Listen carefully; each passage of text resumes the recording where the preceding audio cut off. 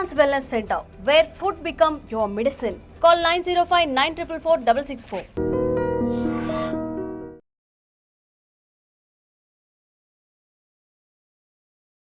నమస్కారం, welcome to I dream. ధర్మ మార్గం విత్ విజిత కార్యక్రమానికి స్వాగతం.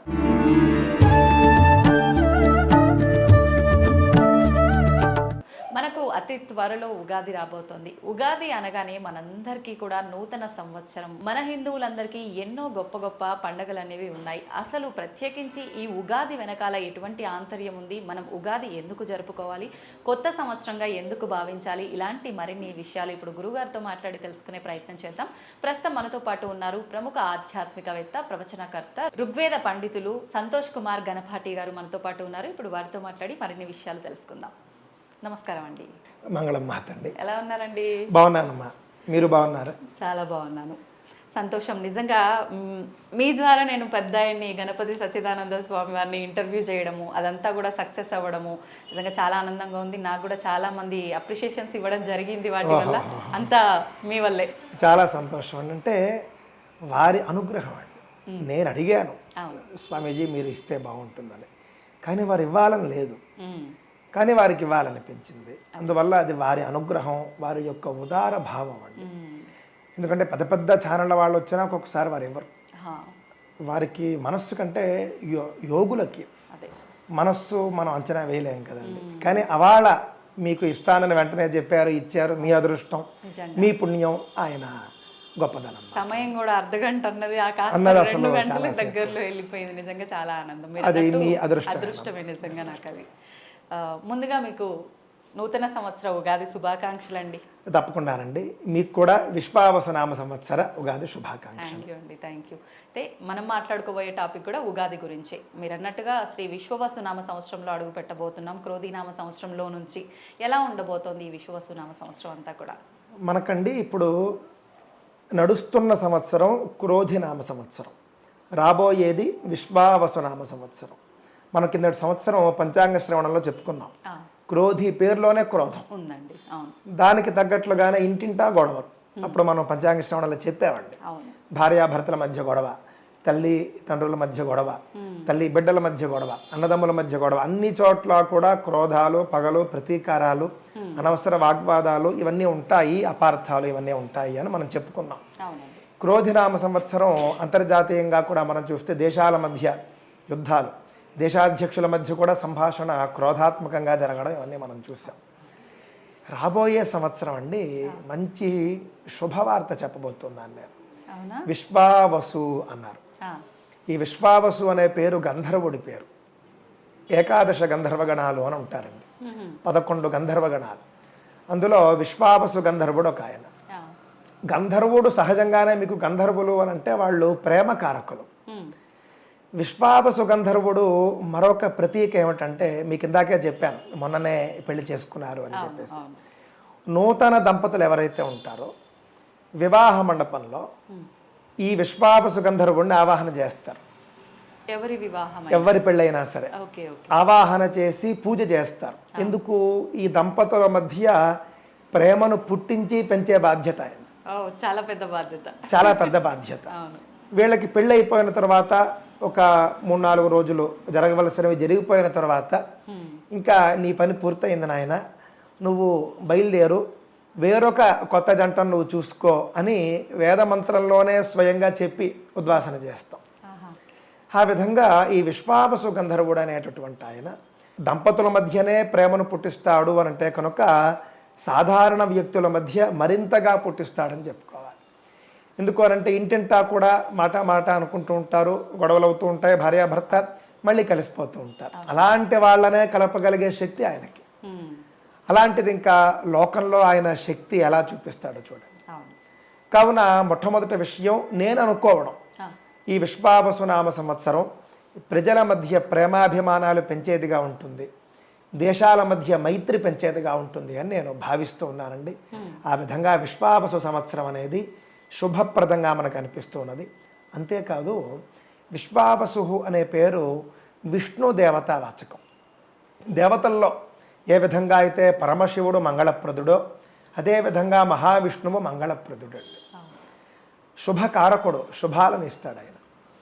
ఆయన పేరు ఈ యొక్క సంవత్సరానికి ఉంది నేరుగా.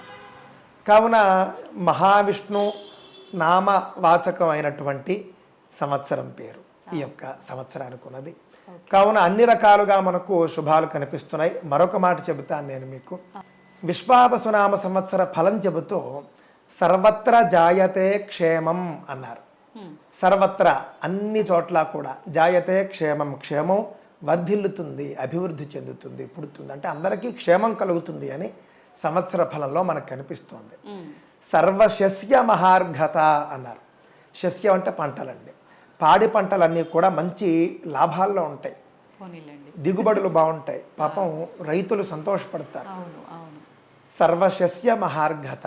ఏది బాగుండి ఒడిదొడుకులు ఉన్నా ఈ రైతుల విషయానికి వచ్చేసరికి ప్రతిసారి పాపం ఎంత కష్టం అండి. ఆకలి అంటే మనకు కడుపు నింపేది వాళ్ళు బాగోలేకపోతే రైతు బాగుంటాడు. ఈ సంవత్సరం విశ్వావసౌ వరారోహే కార్పాసస్య మహార్ఘత అని కూడా అన్నారండి. కార్పాసం అంటే కాటన్ అండి. ప్రతి పంటలకు బాగా దిగుబడి ఉంటుంది. అంటే కేవలం ప్రత్తనే మనం చెప్పాలి, కాటన్కి సంబంధించినటువంటివి మటుకు. కావున వాటి పంటలకు కూడా అద్భుతమైన దిగుబడి. ప్రతి మిల్లులు, ప్రతి రైతులు, ప్రతి వ్యాపారస్తులు వీళ్ళంతా కూడా అద్భుతమైనటువంటి లాభాలను పొందుతారు. అద్భుతమైనటువంటి దిగుబడి వాళ్లకు ఉంటుందండి. నిజంగా ప్రతి ఒక్కరికి అంటారు కదా, నోరు తీపి చేసినట్టుగా చాలా మంచి విషయం చెప్పారండి. మామూలుగా మనకు కరోనా తర్వాత నుంచి కూడా ఈ గడిచిన 4-5 సంవత్సరాలు ప్రతి ఒక్కరం కూడా ఇబ్బంది పడుతూనే ఉన్నాం ఏదో ఒక రకంగా. అది మన వ్యక్తిగతంగా కానీ సమాజ పరంగా చూసుకున్నా కూడా ఇప్పుడు రాబోయే కాలం అంటే ఈ రాబోయే సంవత్సరం ఇంత బాగుంది అంటే ప్రతి ఒక్కరికి ఇది నిజంగా మంచి శుభవార్త. తప్పకుండానండి. అంటే మనం ఏదైనా ఒక పని పాజిటివిటీతో మొదలు పెట్టాలనేది సనాతన ధర్మం చెబుతుందండి. అందుకే మంగళవాచకాలు అంటారు, మంగళాశాసనాలు అని కూడా అంటారు. ఏదైనా మీరు కార్యక్రమం చూడండి, ఏ వైదిక కార్యక్రమం అయినా హిందూ ధర్మంలో మంగళ మంత్రాలతో మొదలవుతుంది. స్వస్తి అంటారు చూసారా, స్వస్తి అంటే పాజిటివిటీ, సు అస్తి అని అర్థం అన్నమాట. అంటే అంతా బాగుంది అని అర్థం. అంటే ఆ విధంగా పాజిటివిటీతో ఏదైనా మొదలు పెట్టడం, సానుకూలతతో, సానుకూల దృక్పథంతో ఏదైనా మొదలు పెట్టడం అనేది సనాతన ధర్మంలో సాంప్రదాయం.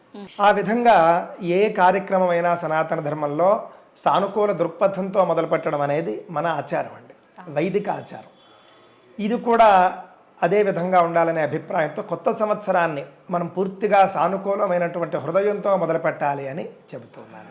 అసలు అంటే మన హిందువులందరికీ కూడా ఉన్న ప్రతి పండగ కూడా దేనికది చాలా ప్రత్యేకమైనది, చాలా పవిత్రమైనది.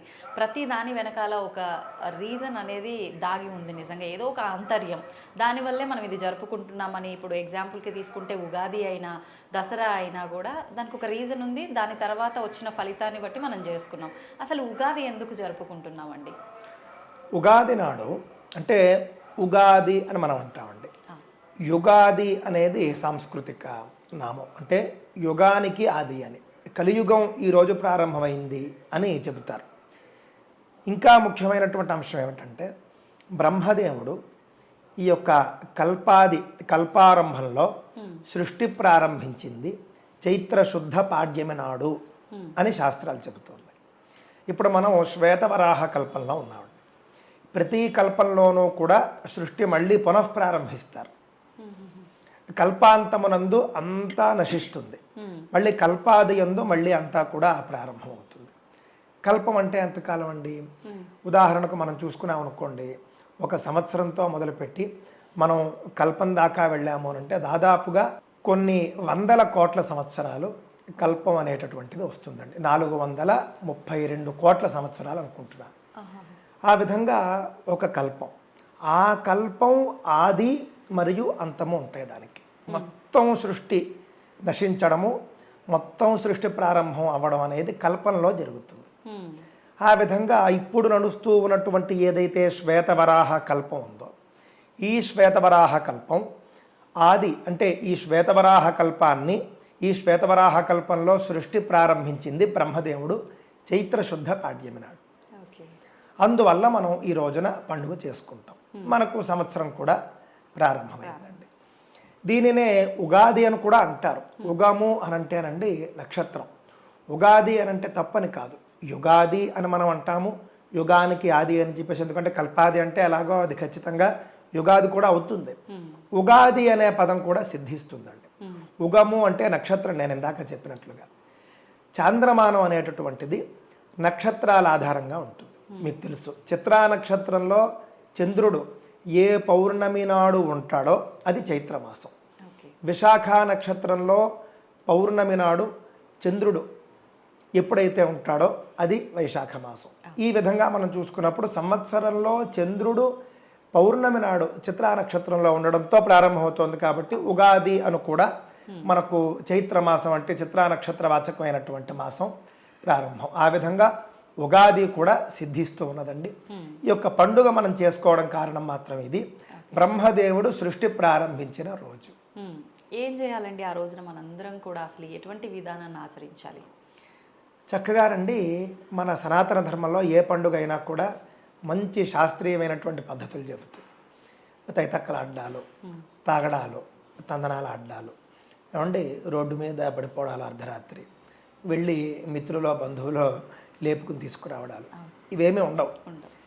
ప్రతి అంశము కూడా అద్భుతంగా ఉంటుంది. మొట్టమొదట చెబుతున్నారు బ్రాహ్మే ముహూర్తే ఉత్థాయ అన్నారు. బ్రాహ్మీ ముహూర్తంలో నిద్ర లేవమన్నారు. బ్రాహ్మీ ముహూర్తం అంటే ఏమిటి? సూర్యోదయానికంటే 48 నిమిషాల పూర్వకాలం.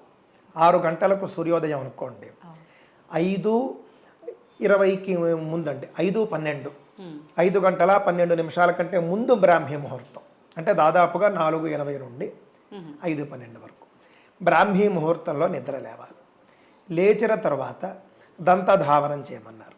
ఇదేమిటండి, పళ్ళు తోకోమని కూడా శాస్త్రం చెబుతుందా అని అంటే కనుక చెప్పలేదు అనుకోండి, చెప్పలేదు కాబట్టి మానేస్తా. ఇది ఎందుకని అన్నీ చెబుతుంది అన్నమాట, శాస్త్రం అన్నీ చెబుతుంది. చెప్పకపోతే మానేస్తారనే ఉద్దేశంతో కావున దంతధావన పూర్వకం అన్నారు. ఆ తర్వాత కాలకృత్యములు తీర్చుకోవడం, అదే మన మలమూత్ర విసర్జనలు అన్నీ కూడా కాలకృత్యాలు తీర్చుకోవడం. ఆ తర్వాత ఒళ్ళంతా కూడా నువ్వుల నూనెతో మర్దన చేసుకుని నలుగు పిండితో చక్కగా అభ్యంగ స్నానం చేయమని చెప్పారు. ఈ అభ్యంగ స్నానం అంటే ఏమిటంటే, నా అభిప్రాయం ప్రకారం అంటే బాగా స్నానం చేయడం ఇంకేం కాదు. ఇప్పుడు ఉదాహరణకి మామూలుగా మీరు 4 చెంబులు నీళ్లు పోసుకుని వచ్చారనుకోండి, మామూలు స్నానం. అలా కాకుండా చక్కగా మీరు మంచి మైసూర్ శాండల్ సబ్బుతో మీరు స్నానం చేశారనుకోండి, మైసూర్ శాండల్లో కూడా ఒక పెద్ద సబ్బు ఉంటుంది అన్నమాట అండి, ప్రీమియర్ సోప్ అంటారు. అలాంటి దాంతో స్నానం చేస్తే అది ఒక స్పెషల్ బాత్ లాంటిది. ఆ విధంగా అభ్యంగ స్నానం అంటే నువ్వుల నూనెతో ఒళ్ళంతా మర్దన చేసుకుని చక్కగాను, ఆ తరువాత మంచి సున్ని పిండితో ఒళ్ళంతా కూడా నలుగు పెట్టుకుని స్నానం చేయడం, వేడి నీటితో స్నానం చేయడం, ఇది చేయమన్నారు. ఆ తర్వాత కొత్త బట్టలు ధరించమన్నారు. ఉదయాన్నే అంటే స్నానం అవ్వగానే. అంటే చాలా మంది ఆలయానికి వెళ్ళేటప్పుడు మాత్రమే ఇంట్లో ఉన్నంతసేపు మామూలు లేదు, స్నానం అవ్వగానే కొత్త బట్టలు ధరించాలి. ఎందుకు కొత్త బట్టలు ధరించమంటున్నారో కూడా చెప్పాలి. కొత్త బట్ట అనేది శుభప్రదం, మంగళప్రదం. అందుకని కొత్త బట్ట ధరించమంటారు. అందుకే కొన్ని కార్యక్రమాలు ఉంటాయి సనాతన ధర్మంలో. అంటే ఎవరైనా మరణించినప్పుడు చేసేటటువంటి ఉత్తర క్రియలు, లేకపోతే ఆబ్దికాలు ఇవి ఉంటాయి చూసారా, అవి కొత్త బట్టలు ధరించి చేయకూడదు, చెయ్యరు. ఎందుకు అనంటే ఈ మంగళం అక్కడ కూడదు. కావున కొత్త బట్టలు మనం ధరించాము అనంటే శుభప్రదం. ఇందాక నేను చెప్పినట్లుగా పాజిటివిటీకి మొదటి మెట్టు. కావున అండి, కొత్త బట్టలు ధరించడం అనేటటువంటిది లగ్జరీ కాదు, మనకి శుభప్రదమైనటువంటి ఫలితాన్ని ఇస్తుంది. కొత్త బట్టలు ధరించాలి. ఆ తర్వాత ఏం చేయాలి? ఎవరి సాంప్రదాయాన్ని బట్టి వారు బొట్టు పెట్టుకోవడం ఉంటుంది. అడ్డబొట్టు పెట్టుకునేవారు, నిలువు బొట్టు పెట్టుకునేవారు, వాళ్ళ ఇళ్ల సాంప్రదాయాన్ని బట్టి ఆడవారు కుంకుమ పెట్టుకోవడం అన్నీ కూడా చేయాలండి. ఆ తర్వాత ఏం చేయమన్నారు? చాలా తక్కువ మంది చెబుతారండి. మన హిందువులు కూడా చేయడం మానేశారు, అసలు లోపించిపోయింది.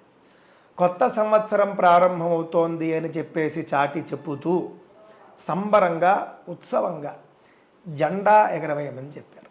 ధ్వజారోహణం ఉంటుంది, ఇంటింటి యందు కూడా జెండా ఎగరవేయాలి. మనం ఆగస్టు 15కి జెండా వందనం చేస్తాం, కానీ ఉగాది రోజున ఎవరు చేయరు. కానీ చక్కగా ఒక కాషాయ జెండా తెచ్చుకుని ఇంటి మీద కొత్త సంవత్సరం ప్రారంభమవుతోంది అని ఉగాది సందర్భంగా జెండాను ఎగురవేయాలి. ఇది కూడా ఉగాది నియమాల్లో ఒకటి. ఉగాది రోజు చేయవలసింది. ఆ తర్వాత ముఖ్యమైనది మనమంతా కూడా ఎంతో ఇష్టంగా చేసేది ఏమిటి అని అంటే ఉగాది పచ్చడి తినడం అనేది. ఉగాది పచ్చడిలో కూడా చాలా అంతరార్థం ఉంటుందండి. ముఖ్యంగా చెప్పింది వేప పువ్వు తినాలి అని చెప్పారు ఆ రోజున. వేప పువ్వు అనంటే కూడా వేప పువ్వులో కూడా మళ్ళీ అందులో ఇంకొక ఆదేశం ఉంది. పూర్తిగా విచ్చుకున్నటువంటిదని కాదు, వేప చిగురు తినమన్నారు. వేప చిగురు తినాలి. వేప చిగురు చేదుగా ఉంటుంది కావున అది ఒక్కటి తినలేరు. అది మాత్రమే కాదు, కొంతమంది శాస్త్రకారులు ఏం చేశారంటే వేప పువ్వుతో పాటు కొంత తీపి అవన్నీ కూడా జోడించుకోమని చెప్పారు. ఆ విధంగా మనకు సాంప్రదాయంలో 6 రుచులతోనూ కలిసినటువంటి ఒక ఉగాది పచ్చడి వచ్చింది. పులుపు, తీపి ఇవన్నీ చేర్చుకోమని మనకి శాస్త్రంలో ఉంది. కానీ ముఖ్యంగా వేప పువ్వు తినడం. ఎందుకు వేప పువ్వు ఎందుకు తినాలి? మీ అందరికీ తెలుసు, వేప పువ్వు అనేది యాంటీబయాటిక్గా మీకు బాగా పనిచేస్తుంది. మీరు చూడండి, నేను చాలా చోట్ల చూశానండి, ఎండలు బాగా ఉండేటటువంటి ప్రదేశాల్లో అన్ని చెట్లు ఎండిపోయి ఉంటాయి, వేప చెట్టు మాత్రం పచ్చగా ఉంటుంది. అంటే అంతటి వేడిని తట్టుకోగలిగే శక్తి వేపాకులకు ఉంటుంది. మీరు రాయలసీమ వెళ్ళండి, రాయలసీమ అటు సైడు ఎండలు విపరీతంగా ఉంటాయి. అక్కడ మనం ఒక్కసారి అలా చూసామనుకోండి, అన్ని చెట్లు ఎండిపోయి ఉంటాయి, వేప చెట్టు మాత్రం పచ్చగా ఉంటుంది. అంటే వేప చెట్టు ఎంత వేడినైనా తట్టుకుంటుంది.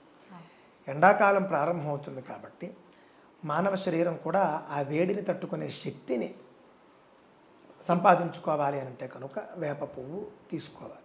అంతేనా ఏమిటండి, ఒకరోజు వేప పువ్వు తింటే మొత్తం 4 మాసాలు అయిపోతుందా అని అంటే కనుక అలా కాదు. ఆ వేప పువ్వు తినడం అనే అలవాటు ఉంటే కనుక వేప చెట్లు పెంచుతాం మనం. వేప చెట్లు పెంచడం అనేటటువంటి అలవాటు ఉంటే కనుక వేప చెట్టు, వేపాకు ఇదంతా మన జీవన విధానంలో భాగం అయిపోతుంది. ఆ విధంగా వేపను మన జీవితంలో భాగం చేశారు. ఆ విధంగా వేప పువ్వుతో కూడినటువంటి ఉగాది పచ్చడిని మనం తినాలి. అయిపోయిన తర్వాత ఏం చేయాలి? బంధువులు వస్తారు, చక్కగా అంతా మనం చేసుకుంటాం. ఇంకొక ముఖ్యమైనది ఉందండి, ప్రపాదానము అనేది ఉగాది రోజునే మొదలు పెట్టాలి. అంటే దానాలకి ప్రపాదానం అనంటే ఏమిటంటే, ప్రపా అనంటే పానీయశాల అన్నారు. అంటే ఏమిటి? చలివేంద్రం. మనమంతా చలివేంద్రాలను చూస్తూ ఉంటాం, మీకు తెలిసి ఉండే ఉంటుంది.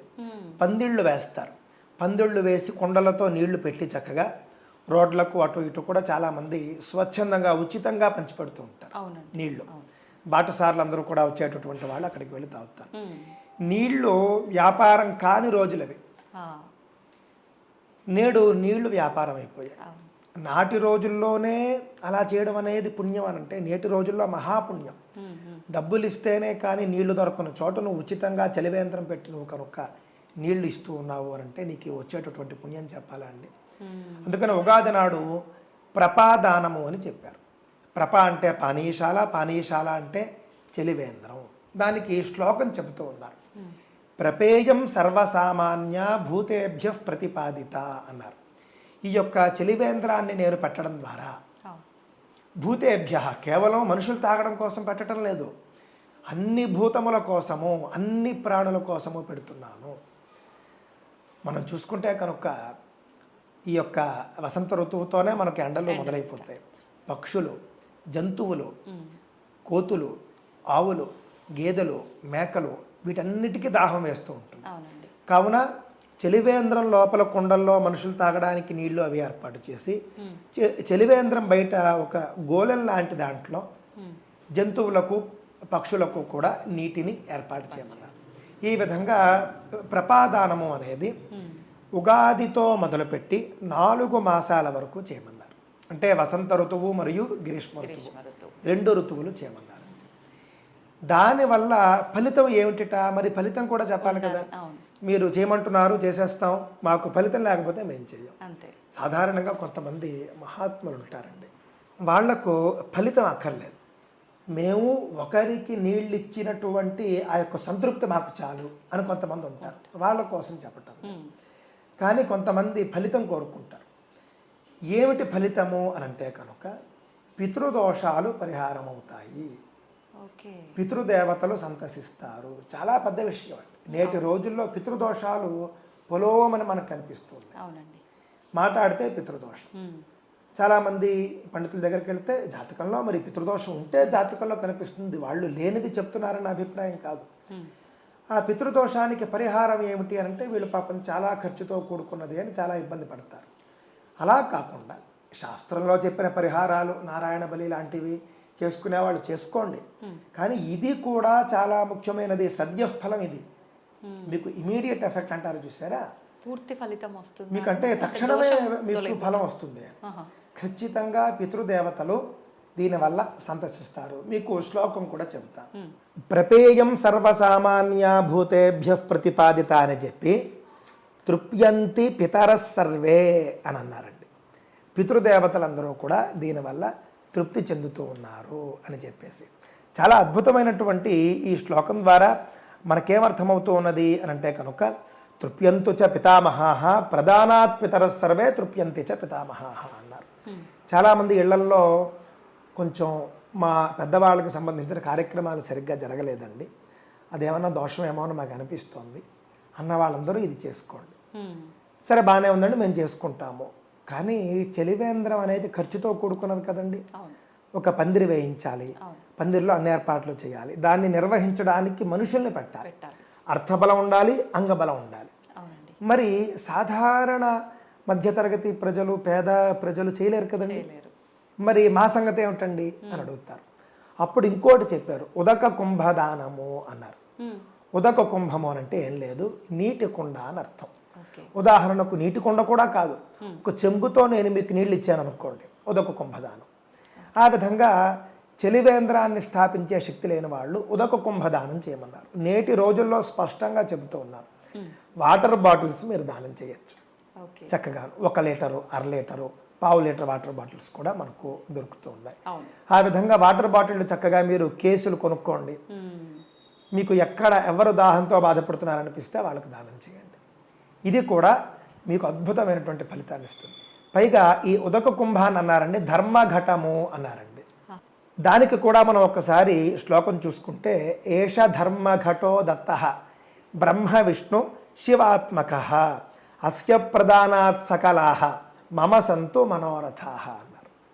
దీని అర్థం ఏమిటి? ధర్మఘటం ఇది. ఈ యొక్క నీటి బిందె, నీటి కొండ, వాటర్ బాటిల్ ఏదైతే నువ్వు ఇస్తున్నావో దానికి ధర్మఘటము అని పేరు. అది ఇవ్వడం ద్వారా ఆ ధర్మఘటం అట అందులోని బ్రహ్మ విష్ణువు శివుడు ఉంటారని చెబుతున్నారు. ఎంత అద్భుతమో చూడండి. నిజంగా ఉంటారు దాంట్లో, మనం ఏదో చెబుతున్నారు కబుర్లు అనుకోకూడదు. అది ఇవ్వడం ద్వారా మన కోరికలు తీరుతాయని చెబుతూ ఉన్నారు. మమ సంతో మనోరథాః. కావున అది చేయలేని వాళ్ళు ఇదైనా చేయండి, ఒక్కరోజైనా చేయండి. 15 రూపాయలు 20 రూపాయల బాటిల్ ఉంటుంది, ఒక్కసారైనా దానం చేయండి శక్తి ఉన్నవాళ్ళు. రోజు చేస్తే మరీ మంచిది.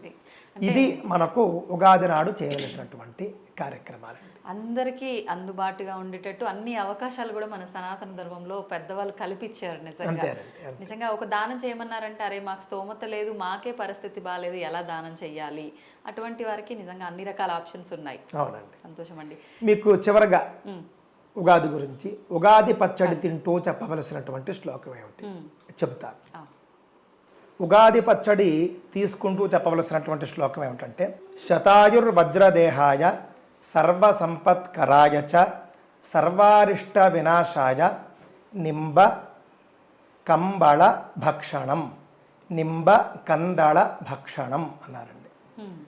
ఏమిటి అని అంటే కనుక శతాయు, ఈ పచ్చడి తినడం ద్వారా 100 ఏళ్ల ఆయుష్ కలుగుతుంది అని, వజ్రదేహం వంటి శరీరం వస్తుంది అని, సర్వ సంపత్తులు మనకు కలుగుతాయని, అదేవిధంగా సర్వారిష్టములు కూడా నివారమవుతాయి అని చెప్పబడుతున్నది. నింబ కందళ భక్షణం అని చెప్పడం జరిగింది. నింబ అంటే వేప, కందళము అంటే చిగురు, దాన్ని తినమని చెప్పారన్నమాట. ఈ శ్లోకాన్ని చెబుతూ ఉగాది పచ్చడి తీసుకోవడం అనేది సాంప్రదాయం.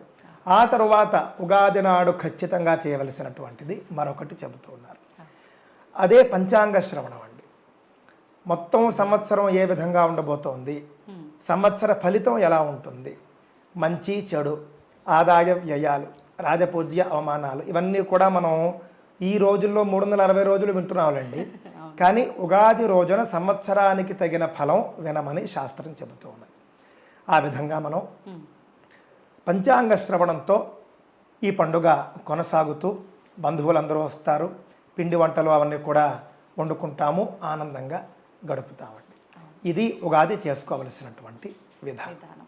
నిజంగా చాలా చక్కగా వివరించారండి. ప్రతి ఒక్క విషయం కూడా అంటే మన శాస్త్రాల్లో ఏముంది, పురాణాల్లో ఏముంది అనేది ఇప్పుడు మనందరం కూడా మిస్ అవుతున్నాం, దాన్ని వదిలేస్తున్నామనే చెప్పాలి. ఏదన్నా పండగ అనంటే కొత్త బట్టలు వేసుకున్నామా, ఆలయానికి వెళ్ళొచ్చినామా, నచ్చింది వండుకొని తిన్నామా, ఇంతవరకే. కానీ ఆచరించాల్సిన విధి విధానాలు చాలా చక్కగా వివరించారు. శ్రీరామనవమి రాబోతోంది. శ్రీరామనవమి అనగానే ప్రతి ఒక్కరిలో ఒక సందేహం, అంటే ప్రతిసారి మాట్లాడుకున్నప్పటికీ మళ్ళీ మళ్ళీ అసలు ఏంటి ఎందుకు అని చెప్పి అనిపిస్తూనే ఉంటుంది.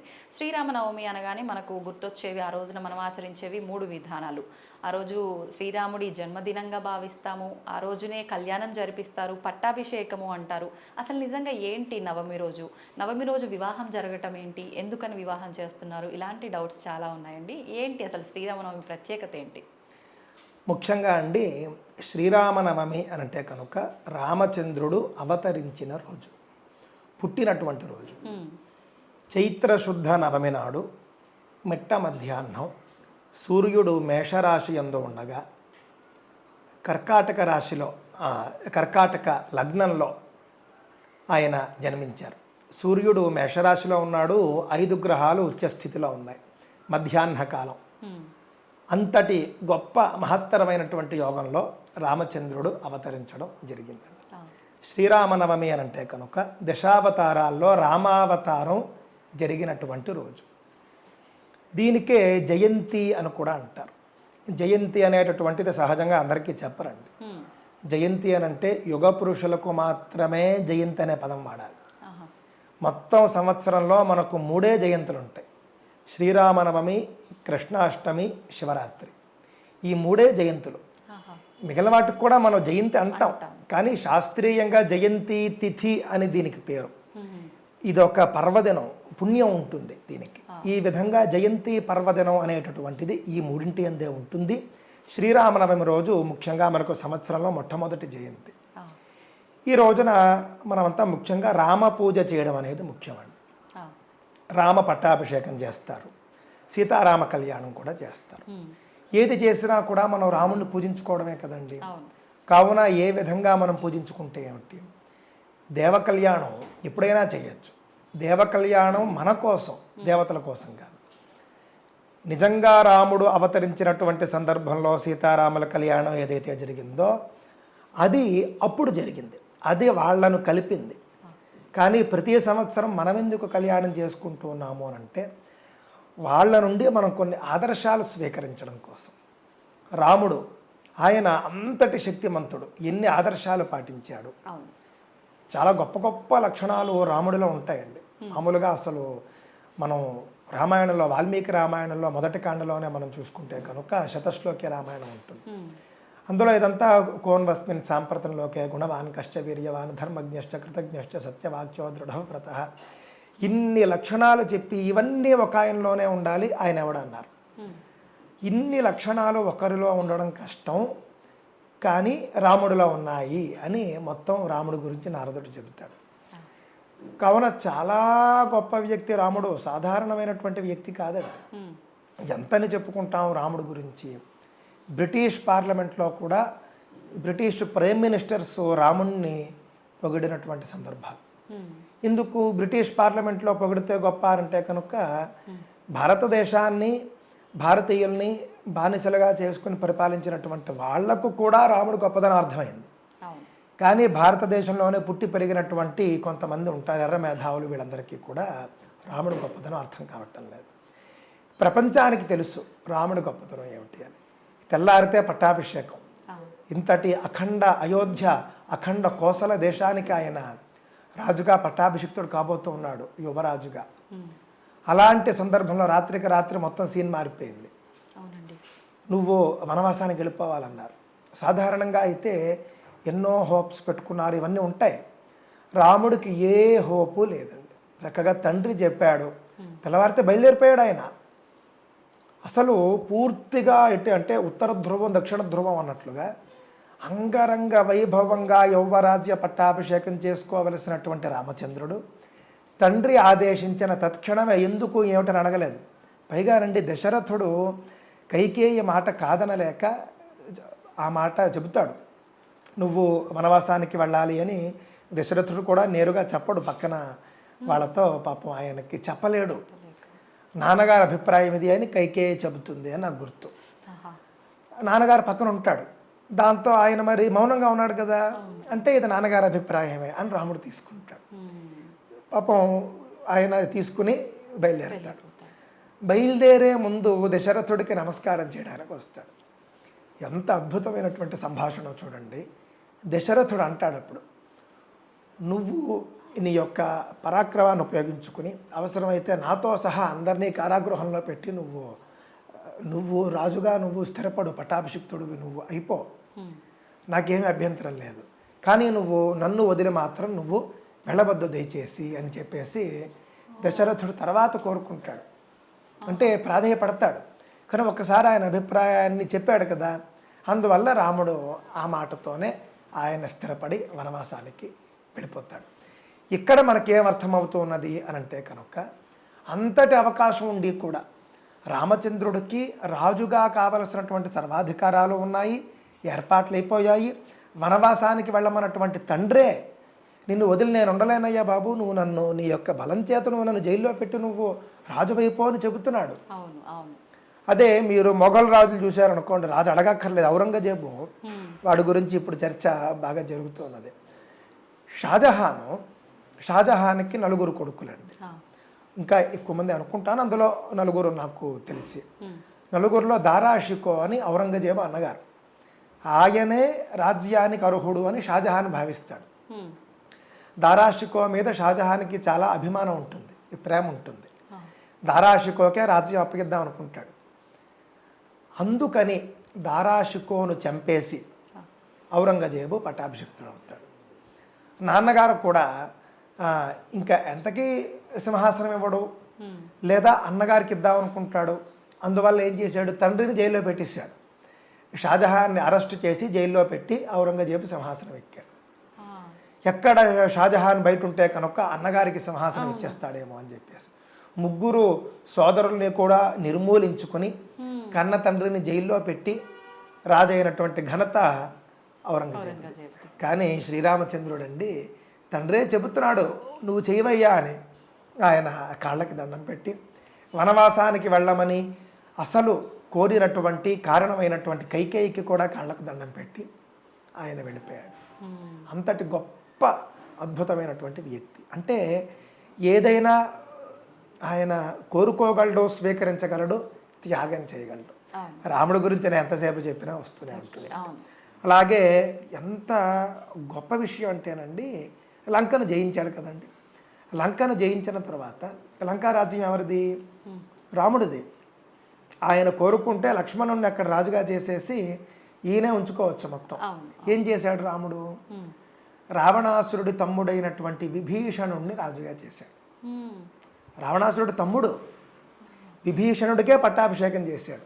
ఎంత గొప్పదనం ఉండేది. అదే నేటి రోజుల్లో అంటే కలియుగ రాజులు అనుకోండి, చాలామంది మనం చూస్తూ ఉంటాం. అక్బరు మొదలైనటువంటి వాళ్ళంతా ఏం చేస్తారంటే మొత్తం పరివారాన్ని చంపేసి వీడే వెళ్ళి కూర్చుంటాడు అక్కడ. లక్ష్మణుడు రాముడితో అంటాడు, ఏమిటంటే ఇంత వైభవంగా ఉంది లంక, అంత సంపద, మొత్తం బంగారు నగరం, స్వర్ణమయ నగరం అని ఉంది, అంత సంపదతో కూడినటువంటి ఈ యొక్క రాజ్యం మనమే పాలిద్దాం అంటాడు, ఇక్కడే ఉండిపోదాం అంటాడు లక్ష్మణుడు అంటాడు. అన్నప్పుడు రాముడు చెబుతాడు, అపి స్వర్ణమయీ లంక నమే రోచతి లక్ష్మణ జననీ జన్మభూమిశ్చ స్వర్గాదపి గరీయసి అని అక్కడ రాముడు చెబుతాడు అన్నమాట. అది బంగారు నగరమే కావచ్చు, మొత్తం బంగారమే ఉండొచ్చు, మణులు మాణిక్యాలు అన్నీ ఉండవచ్చు, కానీ నా జన్మభూమి కంటే ఎక్కువ కాదు, నా కన్న తల్లి కంటే ఎక్కువ కాదు అని చెప్పేసి విభీషణుండే పట్టాభిషిక్తుడిని చేసి వచ్చేస్తారు. వీళ్ళంతా కూడా కమ్యూనిస్టు మేధావులు. చెగుబెర అని మరొకడని యుద్ధం చేశాడు కానీ పవర్ తీసుకోలేదు అని చెప్పేసి అదే మనకు ఆదర్శం అని చెప్పి భారతీయుల మీద రుద్దుతూ ఉంటారు. రాముడు కంటే ఎవరు ఆదర్శం ఉంటారండి? రాముడు యుద్ధం చేసి గెలుచుకున్నాడు, ఆయనదే రాజ్యం, ఆయన కోరుకుంటే ఎవరు కాదంటారు. కానీ తృణప్రాయంగా ఇక్కడ త్యజించాడు, అక్కడ త్యజించాడు. మళ్ళీ భరతుడు శతధా కోరుకుంటే వెళ్ళాడు మళ్ళీ రాజ్యానికి. ఆయనకు అక్కర్లేదు, అయోధ్య ఆయన అసలు కోరుకోలేదు. మరి అప్పుడు వెళ్ళిపోమన్నవాడు మళ్ళీ ఎందుకు వచ్చాడు, ఎందుకు మళ్ళీ పట్టాభిషిక్తుడయ్యాడు అని అంటే భరతుడు ప్రాధేయపడ్డాడు. ఈయన వనవాసంలో ఉండగానే రావడం, నువ్వు రా అని చెప్పడం, నేను 14 ఏళ్ళు అయ్యేంత వరకు రానని చెప్పడం, రామ పాదుకలు తీసుకుని వెళ్ళి అక్కడ ఆయన సింహాసనం చేయడం, రాజ్యం చేయడం, ఇవన్నీ చూసి మళ్ళీ చిట్ట చివరి సందర్భంలో కూడా పుష్పక విమానంలో భరద్వాజాశ్రమంలో దిగి ఆంజనేయ స్వామిని పంపిస్తాడు భరతుడి వద్దకు. నువ్వు ఒక బ్రాహ్మణ వేషంలో వెళ్ళు, భరతుడి మనస్సు ఏమిటో తెలుసుకో. ఇంతటి గొప్పతనం ఎవరికి ఉంటుంది చెప్పండి? భరతుడి మనస్సు ఏమిటో తెలుసుకో. 14 ఏళ్ళుగా ఆయన రాజుగా ఉన్నాడు కదా, అంటే నా ప్రతినిధిగానే కావచ్చు, పాలిస్తున్నాడు, పవర్లో ఉన్నాడు. ఇప్పుడు నేను వచ్చేస్తున్నాను అని అంటే పవర్ వదులుకోవడానికి సిద్ధపడతాడో లేదో ఆయన మనస్సు ఏమిటో తెలుసుకో. ఏమాత్రం భరతుడు అయ్యో నేనే పవర్లో ఉంటే బాగుంటుందేమో అనే అభిప్రాయం ఆయన కళ్ళల్లో కనిపించినా చెప్పు అని చెబుతాడు. మాటతో చెప్పక్కర్లేదు, మొత్తం బాడీ లాంగ్వేజ్ కూడా స్టడీ చేయి, మొత్తం హనుమంతుడికి చెప్పి పంపిస్తాడు. ఈయన బ్రాహ్మణ వేషంతో వెళతాడు. అక్కడ ఒక పల్లెటూరు, ఆ పల్లెటూరు పేరు గుర్తు రావట్లేదు, శృంగభేరిపురం అనుకుంటారు. శృంగభేరిపురంలో ఉంటాడు భరతుడు. ఎలా ఉంటాడు? ఇక్కడ రాముడు ఏ విధంగా అయితే జటాజుటాలతో 14 ఏళ్ళు ఏమాత్రము కూడా కేశ సంస్కారం లేకుండా ఉంటాడో అదే విధంగా భరతుడు ఉంటాడు. శుష్కించిపోయి ఉంటాడు, అసలు రాజ్యంలోకి వెళ్ళడు, ఇక్కడి నుండే నడిపిస్తాడు. పూర్తిగా రామ రాక గురించి ఎదురు చూస్తూ ఉంటాడు. ఆంజనేయ స్వామి వెళ్ళి మొత్తం చూస్తాడు. చూసి భరతుడి యొక్క మనస్సు పూర్తిగా అర్థమైన తరువాత రామ రాక తెలిస్తే భరతుడు సంతోషపడతాడు అని చెప్పి అర్థం చేసుకున్నవాడే భరతుడు చెబుతాడు. అర్థం చేసుకున్నవాడే ఆంజనేయ స్వామి అప్పుడు చెబుతాడు రామచంద్రుడు రాబోతూ ఉన్నాడు అని చెప్పేసి. ఆ మాట వినగానే మూర్చిపోతాడు భరతుడు, అంత ఆనందంలో. మళ్ళీ లేచి ఆంజనేయ స్వామికి అనేక కానుకలు ఇస్తాడు. మరి పవర్ చేతిలో ఉంది కదండి, అనేక కానుకలు ఇస్తాడు, చాలా అద్భుతమైన కానుకలు ఇస్తాడు. ఈయనకి అక్కర్లేదు కానీ ఇస్తాడు. ఆ విధంగా భరతుడి స్థితి చూసి నువ్వు మరికొన్ని రోజులు ఏమైనా రావడం కనుక ఆలస్యం చేస్తే భరతుడు ప్రాణాలు వదిలేట్టుగా ఉన్నాడు, కావున ఏమాత్రము ఆలస్యం చేయకుండా నువ్వు రావాలి అని చెప్పేసి ఆంజనేయ స్వామి చెప్తాడు. ఎందుకంటే ఇక్కడ తమ్ముడి మీద ప్రేమ అంతే. ఒకవేళ పాపం ఆయనకు కావాలని ఉందేమో, ఆయనకు కావాలని ఉంటే నేనెందుకు మళ్ళీ వచ్చి అడ్డు తగలడం అని చెప్పేసి ఆయన అనుకుంటాడు అన్నమాట. అంతకుమించి ఇంకేం కాదు, ఇది ప్రేమ. ఆ విధంగా రాముడు పవర్ కోసం ఎప్పుడూ కూడా పాకులాడలేదు, త్యాగం చేశాడు రాజ్యాన్ని, రాజ్యాలను త్యాగం చేశాడు. అంతటి గొప్ప వ్యక్తి. నిజం తప్ప, వాళ్ళ వంశంలో సత్యం తప్ప ఇంకేమీ మాట్లాడరు. మరొక మాట నేను మీకు చెప్పి ముగిస్తానండి. నేటి రోజుల్లో మనకు పడనటువంటి వ్యక్తులు ఎవరైనా మరణిస్తే మరణించిన వెంటనే సోషల్ మీడియా నిండా కూడా పోస్టులు, బాగానే జరిగింది, బాగా జరిగింది అని చెప్పేసి. రావణాసురుడు మరణించిన తర్వాత రాముడు చెప్పిన వాక్యం చూడండి. విభీషణుడు వస్తాడు, వచ్చిన తర్వాత యుద్ధం పూర్తయింది, రావణ సంహారం చేసింది రాముడు. రావణాసురుడి యొక్క మృతదేహంతో సహా అంతా రాముడు అధీనంలో ఉంటుంది. రాముడు అనుమతి ఇస్తే తప్ప విభీషణుడు రావణాసురుడికి సంస్కారం చేయడానికి వీల్లేదు. అన్నగారికి మృతదేహానికి చేసే ఏవైతే ఉత్తర క్రియలు ఉంటాయో అవి చేయడానికి వీల్లేదు మామూలుగా, సహజంగా. రాముడు అనుమతి ఇవ్వాలి. అందువల్ల విభీషణుడు వచ్చి నువ్వు అనుమతి ఇస్తే మా అన్నగారికి నేను ఉత్తర క్రియలు చేస్తానంటాడు. వెంటనే అప్పుడు అద్భుతమైన మాట రాముడు చెబుతాడు, మరణాంత అని వైరాణి. ఆ మాట ఆయనే చెప్పింది. అంటే లోకానికి గొప్ప గొప్ప ఆదర్శాలు నేర్పిన ఆయన. మరణాంత అని వైరాణి. ఎప్పుడైతే రావణాసురుడు మరణించాడో దాంతోనే మా ఇద్దరి మధ్య ఉన్నటువంటి వైరం అయిపోయింది. ఎంత గొప్ప మాట. ఇప్పుడు రావణాసురుడు నీకు ఏ విధంగా అన్నగారో నాకు కూడా అదే విధంగా అన్నగారు. కావున చక్కగా నువ్వు ఉత్తర క్రియలన్నీ చేయి, నేను నీకు ఏం చేయాలో అది చేస్తాను. నీకు నా అన్నగారు అంటావేమిటి, నాకు అన్నగారే అన్నట్లుగా ఆయన మాట్లాడతాడు. ఈ విధంగా గొప్ప గొప్ప ఆదర్శాలన్నీ కూడా అండి రాముడు లోకానికి నేర్పించాడండి. ఈ ఆదర్శాలన్నీ కూడా మనం గుర్తు చేసుకునేటటువంటి సందర్భం శ్రీరామనవమి. అందువల్లనండి రామనవమి జరుపుకోవడం ద్వారా రాముడి యొక్క గొప్పదనం తెలుస్తుంది, ఆదర్శాలు తెలుస్తాయి. పరస్త్రీని కన్నెత్తి చూడని గొప్ప వ్యక్తి రాముడు. అందులో గొప్ప ఏముందండి అని అంటే కనుక రాముడి తండ్రి ఎవరండి? దశరథుడు. దశరథ మహారాజుకి 3 భార్యలు మనందరికీ తెలుసు. ఆ విధంగా ఆ కాలంలో రావణాసురుడికి కొన్ని వందల మంది భార్యలు. ఆ కాలంలో రాజులు, క్షత్రియులు ఎంతమంది భార్యలనైనా వాళ్ళు తెచ్చుకోవచ్చు, ఎంతమందినైనా పెళ్లి చేసుకోవచ్చు, అవకాశం ఉంది వాళ్ళకి. అవకాశం ఉండి చేసుకోలేదు రాముడు. ఆ రోజులు ప్రశ్నించే వాళ్ళు ఎవరూ లేరు. అంటే ప్రశ్నించే వాళ్ళు ఎవరు లేరంటే నా అభిప్రాయం ఇంకొకటి కాదు, ఆ రోజుల్లో చట్టాలు ఒప్పుకున్నాయని. బహుభార్యత్వం అనేది నాటి చట్టాలు అంగీకరించే. అయినప్పటికీ కూడా కన్నతండ్రి కూడా బహుభార్యత్వాన్ని ఆచరించినప్పటికీ రాముడు చేయలేదు. ఇది గొప్ప విషయం. ఇప్పుడు ఉదాహరణకి మీకు చాలా ఆకలిగా ఉన్నటువంటి సందర్భంలో చుట్టూ పంచభక్ష ప్రమాణాలు ఉన్నా కూడా మీరు తినకుండా నియంత్రణగా ఉంటే మీలో చాలా గొప్పదనం ఉన్నట్టు లెక్క. అదేవిధంగా చుట్టుపక్కల ఉన్న వాళ్ళంతా, రాజులందరూ కూడా బహుభార్యత్వం, అయినా ఆయన ఏకపత్ని వ్రతాన్ని ఆచరించి చూపించాడు. అంటే తరువాతి తరాలకి చెప్పాడు ఆయన, ఏకపత్ని వ్రతం ఆచరించండి అని ఆయన సూచన చేశాడు. ఈ విధంగా రాముడి గుణగణాలు మనం చెప్పుకోవాలి అని అంటే కనుక గొప్పగా ఉంటాయి. ఆయన యొక్క వీరత్వం, ఎవడైనా తప్పు చేశాడు అని అంటే ఆయన ఇంకా శిక్షించేంత వరకు వదలడు. ఎంతటి వాడైనా సరే, ఇంద్రుడి కొడుకే తప్పు చేస్తాడు జయంతుడు, మళ్ళీ కాళ్ళ మీద పడేంత వరకు ఆయన ఒప్పుకోడు. అంటే తప్పు చేసిన వాళ్ళకి శిక్షించాల్సిందే అనేటటువంటిది. రావణాసురుడు తమ్ముడు విభీషణుడు వచ్చి నేను నీతో చేరతాను అని శరణాగతి వేడతాడు. యుద్ధానికి ముందే శరణు వేడితే రాముడి మిత్రులందరూ, సుగ్రీవాదులు అందరూ అంటారు, ఈయన రావణాసురుడు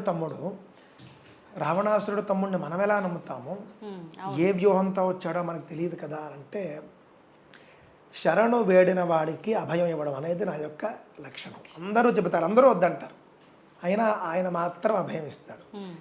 నమ్మక ద్రోహం చేస్తే మనం చేతకాని వాళ్ళం కాదు కదా అంటాడు.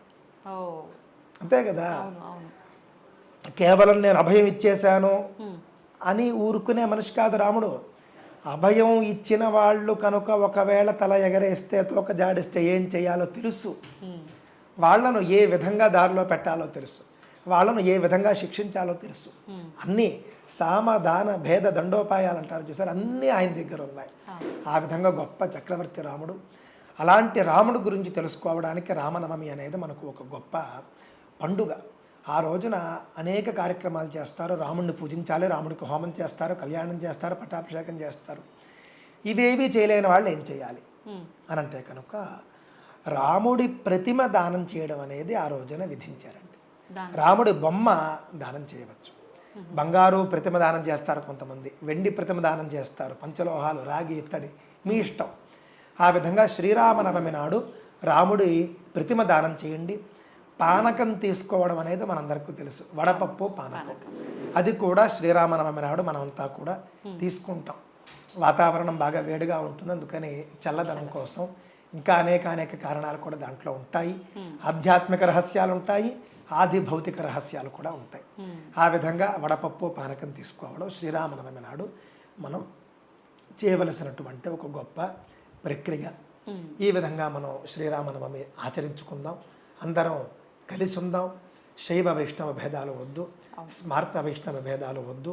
అందరికీ కూడా రాముడి యందు, శివుడి యందు గౌరవం ఉంటుంది, ఉండాలి, పూజ్యత్వం ఉంటుంది, ఉండాలి, కొనసాగించాలి. ధన్యవాదాలండి, చాలా మంచి విషయాలు తెలియజేశారు. జై శ్రీరామ్. స్వస్తి. జై శ్రీరామ్.